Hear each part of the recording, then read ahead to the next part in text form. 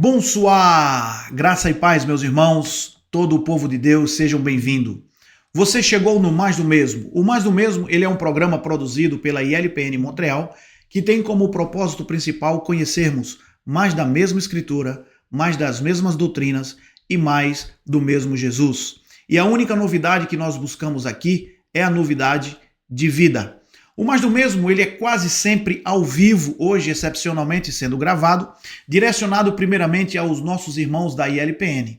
Mas se você não faz parte da nossa igreja e nem congrega conosco, você é mais do que bem-vindo. Você é o nosso convidado especial para participar deste programa de terça-feira a sexta-feira, das 18h02, aqui no nosso horário de Montreal, e às 20h02 no horário de Brasília.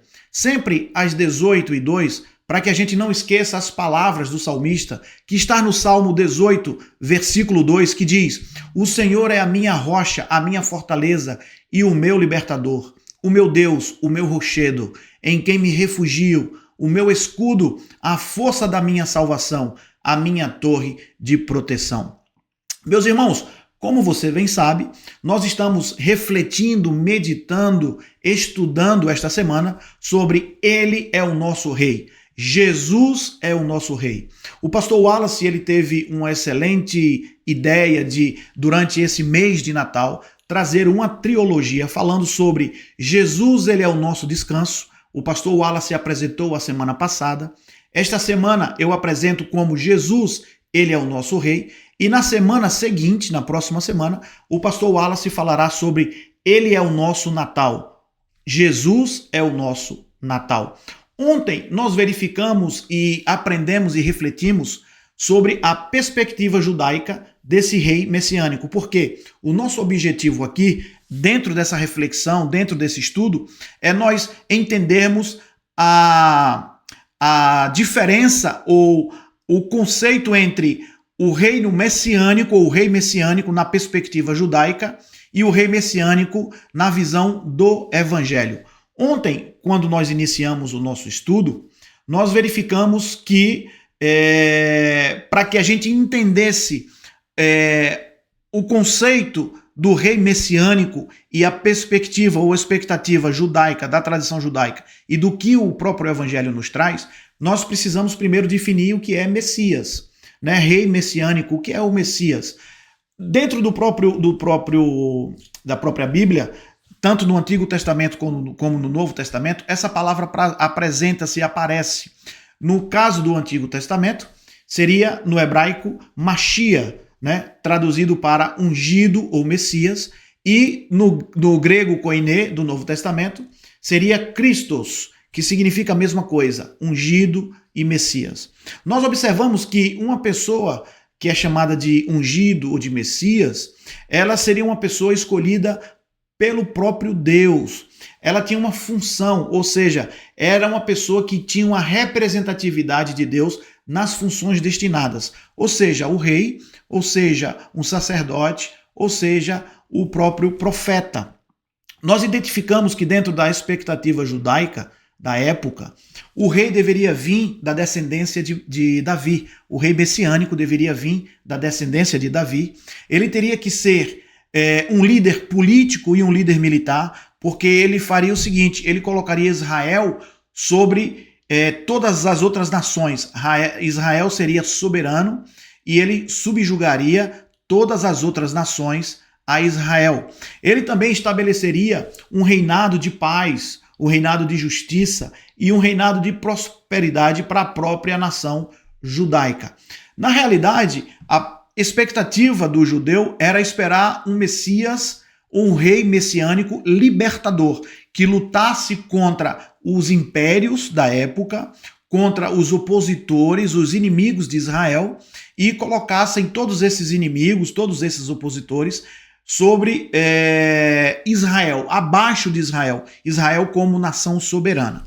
Então, foi isso que nós vimos na segunda-feira, na terça-feira, sobre o assunto. Hoje nós vamos estudar dentro da expectativa do próprio evangelho, o rei messiânico apresentado nos evangelhos. E aí a pergunta seria: como é que os evangelhos apresentam o rei messiânico. Esse rei messiânico esperado, como os evangelhos apresentam, como Lucas apresenta, como João apresenta, como Mateus apresenta, como Marcos apresenta esse rei messiânico.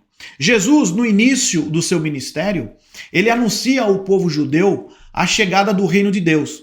No Evangelho de Marcos, no capítulo 1, no versículo 14 e 15, Jesus ele diz: o tempo é chegado. E ele fala: o reino de Deus está próximo. Arrependam-se e creiam nas boas novas. Mas o problema é que muitos ali não entendiam o que é que Jesus estava falando. O reino ele havia realmente chegado porque o próprio rei estava presente no mundo. E esse rei, como você bem sabe, é o nosso próprio Jesus. A promessa de Deus estava sendo concretizada. O ramo do tronco de Jessé tinha chegado ao mundo. Trazer o reino de Deus e apresentá-lo foi um dos pontos centrais da missão de Jesus. Com o advento do próprio Jesus, o reino de Deus estava sendo o quê? Manifesto no mundo. Em suas ministrações, Jesus redefiniu o reino de Deus como algo espiritual e não político. Por quê? Porque a perspectiva judaica da época era que esse rei messiânico fosse um líder político, um líder militar. E aí, o que Jesus faz através das suas ministrações? Ele redefine o reino de Deus, como viria esse rei messiânico.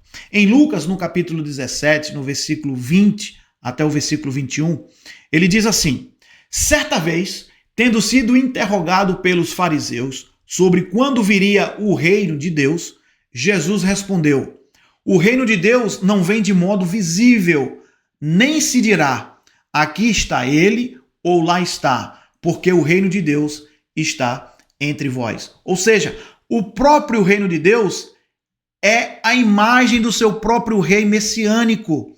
Jesus, com o seu nascimento, com a sua vinda, foi que trouxe o reino de Deus para estar presente no meio do povo judeu na época.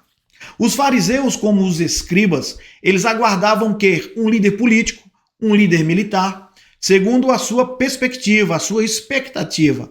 Mas Jesus, ele redefinia o reino de Deus conforme a vontade do próprio Deus.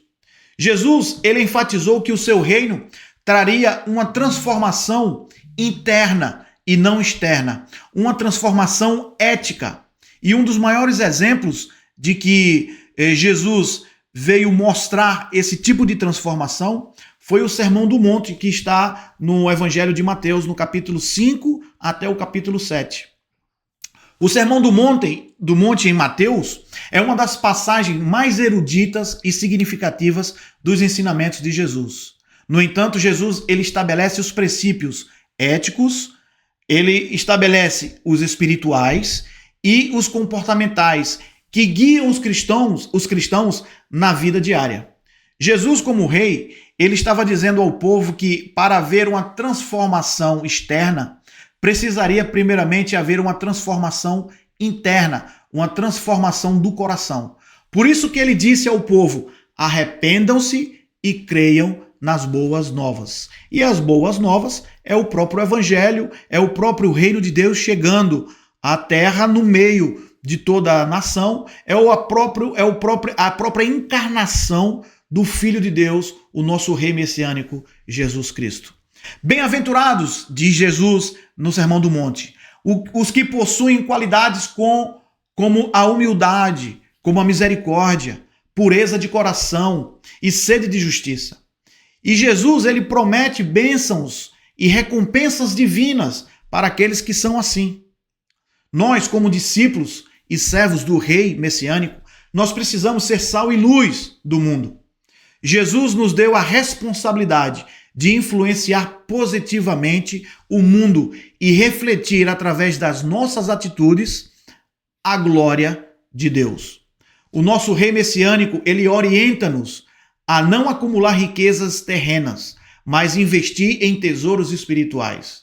Ele nos incentiva a confiar em Deus, sendo que ele, Deus, suprirá todas as nossas necessidades.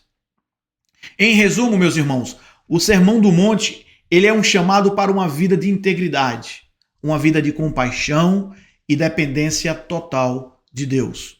Os seus ensinamentos oferecem um ideal de justiça superior, baseado no amor, na sinceridade e na confiança. Eu queria trazer também para essa nossa meditação alguns títulos desse rei messiânico, que era conhecido através dos evangelhos.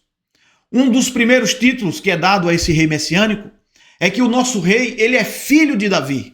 Em Mateus, no capítulo 21, no versículo 9, indica a conexão com a promessa davídica, que Deus diz que dará a Davi um herdeiro e o trono de Davi não se acabará, será um trono eterno.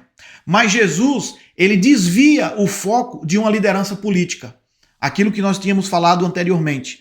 Ele quer tirar essa expectativa do povo judeu de que viria um líder político, um líder militar para lutar contra os impérios. Não, Jesus ele tira esse foco, mas ele veio sim da descendência do rei Davi. Veja o que é que diz aqui. A multidão que ia adiante dele e os que os seguiam gritavam, isso falando dos evangelhos.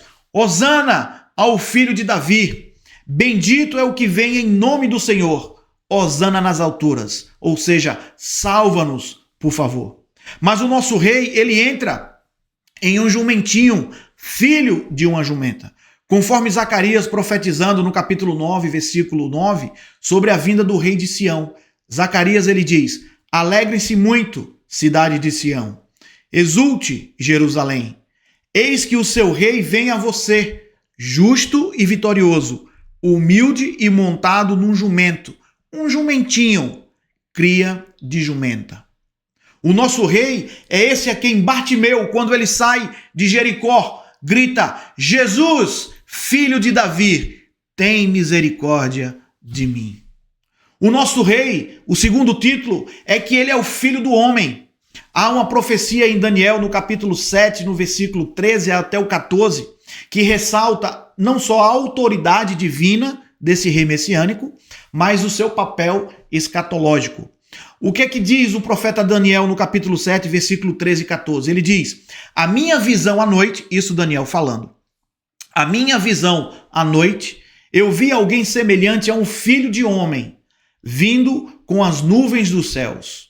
Ele se aproximou do ancião e foi conduzido à sua presença. Ele recebeu autoridade, glória e o reino. Todos os povos, nações e homens de todas as línguas o adoraram. O seu domínio é um domínio eterno que não acabará e seu reino jamais será destruído. Os evangelhos, eles nos mostram que o nosso rei, ele foi completamente contrário à expectativa judaica da época, em seus atos e em seus ensinamentos. Jesus, através dos seus atos e através dos seus ensinamentos, ele como rei messiânico, ele foi completamente contrário às expectativas que todo o povo judeu tinha em relação a esse rei messiânico. O nosso rei, ele rejeita a violência. Veja o que Jesus diz em Mateus, no capítulo 5, versículo 44, ele diz, mas eu lhes digo, amem aos seus inimigos e orem por aqueles que os perseguem.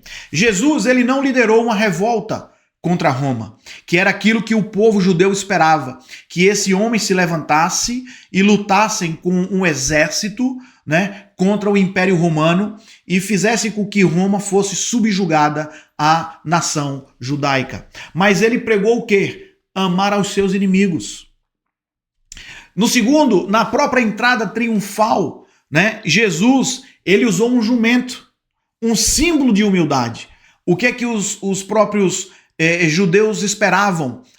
Que esse rei ele entrasse ou ele viesse com muita pompa, muita glória, muito glamour, montado em um cavalo, com todo o seu exército, para atacar Roma, para brigar contra a nação e simplesmente colocar ela subjugada, todos os seus inimigos, todos os seus opositores. Então eles esperavam isso, mas Jesus, ele entra em Jerusalém sentado em um jumento, mostrando a sua humildade.